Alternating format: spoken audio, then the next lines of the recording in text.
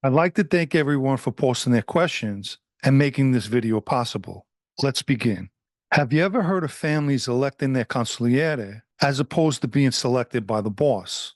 Personally, I've never heard of it, but the position is typically selected by the boss. During a week, how often did you wear a suit and how many suits did you own? For the most part, I dressed casual, except when going out, I sometimes would wear a suit or a sports jacket. I have no idea how many I owned and never counted them. I keep receiving similar questions asking if I ever dealt with the DeCavalcante family or the Patriarca family, and I had absolutely no dealings with either. If a family member becomes physically unable to do the job because of MS or a car accident where he's paralyzed, can he leave the life? Under the circumstances, it's not necessarily him leaving the life, as it is that he can no longer be functionable and therefore will be considered inactive. Has the heads of the five families ever thought about finally recruiting Italian women into the fold? This mostly takes place in Italy, specifically in Naples and Calabria. However, I don't see it taking place in New York, although there's a lot of guys that act like women. Can you describe the social club in the Bronx? What it look like inside, who you might find there, etiquette for being around the administration, and how, if any, did the bosses limit their exposure? Were they off in a back room or somewhere, or were you all together in the same room? A test. Before I respond, I'll add a link down below in the description to a blog I wrote about this very subject. The club was in the Bronx on Coddington Avenue. When you first walk in, to the right was a card table. Beyond that was other tables and chairs. The bathroom was on the left, and behind the bathroom, also on the left, was the kitchen. Who might be there? Members of the family and our administration. And from time to time, there were associates or neighborhood guys playing cards, as well as two women who served food and cleaned up. I can only speak for how I acted around the bosses, and I was myself. And since there's no back room, we were all together in the same room. Given the money is astronomical, what's more important in that life, money or power? Being that the mob's god is called money, if you have it, it definitely brings you power. If a guy greases the right palms, it's beneficial for him. In the summertime, did a lot of made guys spend time playing golf, or is that not common in modern day Cosa Nostra? With the exception of the driving range, I didn't play. I'm sure a lot of guys played golf. The closest I came to playing was miniature golf. Were there any nicknames that were regularly used behind a person's back that would not be good if the guy heard it? And did you ever get to meet Nicky Scarfo Jr.? I've been asked that question numerous times. Nicky Jr. was already incarcerated, so we never met. There were a lot of nicknames that were given. These were more private jokes, and not necessarily private out of fear of the person, more of an inside joke about them. For instance, a lot of guys called Ernie Grillo Frog Eyes, a nickname he obviously didn't like. Anthony Guzzo was called Big Bird, and Big John also named him the Kept Man because his wife controlled him with money. We called Joe Perna Weeble Wobble because of his weird body shape.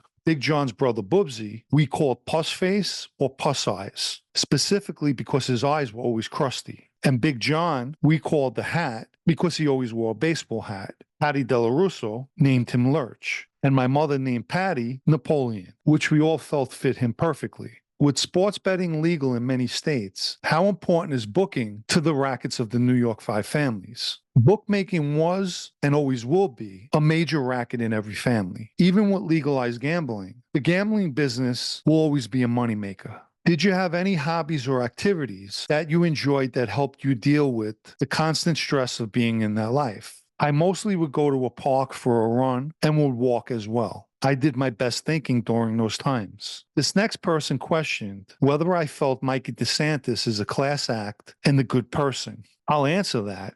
Due to everything that transpired, in my book, he's a low-life backstabber. And let me add, there are 3 people who are on my radar for posting borderline troll questions. And I want them to know they're only one question away from being removed. Moving onward. What percentage of the bars in New York are mob affiliated? A lot of people are under the impression that all bars and restaurants are under the mob's control. This is inaccurate. I would estimate that probably 40–50% of the bars have some type of connection, maybe even less. And what I mean by connection is some bars are using mob-controlled vendors. The next question was an original one that was emailed to me. Did a lot of wise guys with bad teeth get implants? The answer is yes, and I can't tell you how many guys have implants. Big John had terrible teeth, very big and crooked, and he too had them all taken out and implants put in. Following that, he smiled a lot more. What advice would have worked on young John who wanted the pinky ring?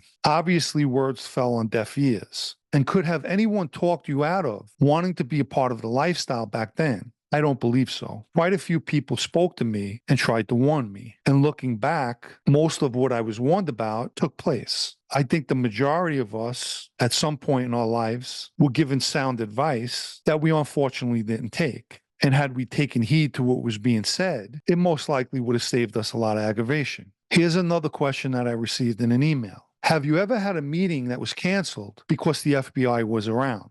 It wasn't exactly a meeting, but during my grandmother's wake, I received a call from a member of the Gambino Sicilian faction telling me that they spotted FBI surveillance by the funeral parlor in Staten Island, and they kept driving. In the car was Tall Pete Inzerillo and a few guys. The same person wanted to also know if I ever spotted the FBI and took them on a wild goose chase. The answer is no. The advantage is yours if you spot the agents. Playing games with them will only piss them off, as well as remove your advantage. For example, if they show their ass, you make a mental note and you don't spank it. The next question came from a private DM. A lot of podcasters have Patreon. How come you never created one? That's my prerogative and decision not to. Presently, I'm keeping things the way they are, which is why I usually mention a super thanks icon that gives viewers the option to donate if they want to. Donations that help support the podcast. Do you talk to anyone from your former life? Another question, which is constantly repeated. There are several reasons why I don't respond to this particular question. Some should be very obvious, but more importantly, people are only concerned with feeding their nosiness and have no consideration or care about a person or people's lives being put in jeopardy by such a question.